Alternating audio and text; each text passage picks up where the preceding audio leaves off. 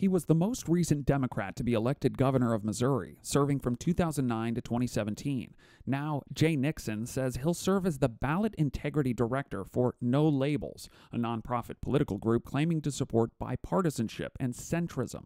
The stated goal of the group's 2024 plan is to provide voters an alternative to a possible rematch between President Joe Biden and former President Donald Trump. What we're doing is a reflection of where the majority of Americans are. We're not serving a political party, we're serving America, and we're serving the common sense majority. Nixon said in a press release, quote, "Americans have the constitutional right to put any person or party on the ballot and to vote for whomever they want. Anyone who is against that isn't standing up for democracy. They're standing in the way." Critics point to the group's strategy of potentially running a presidential candidate next year. Former Democratic Missouri Congressman Dick Gephardt leads a group called Keep Our Republic and says he supports no labels and third-party bids in general. If these were normal times, we would have no problem with this. That's fine. Anybody can run. Anybody can set up a new party. That's great. These are not normal times.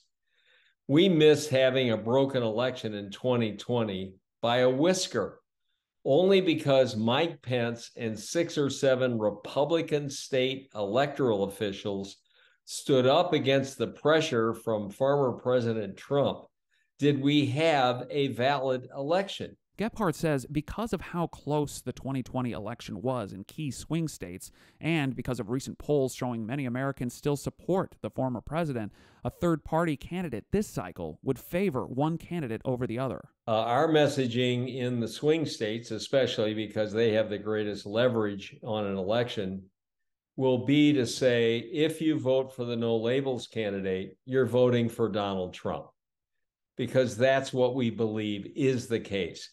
Critics of the No Labels group also point to the fact that it's a 501c4 nonprofit organization, meaning that it can participate in political activities, but it doesn't have to disclose its donors. The group says that's because, quote, "We live in an era where agitators and partisan operatives try to destroy and intimidate organizations they don't like by attacking their individual supporters."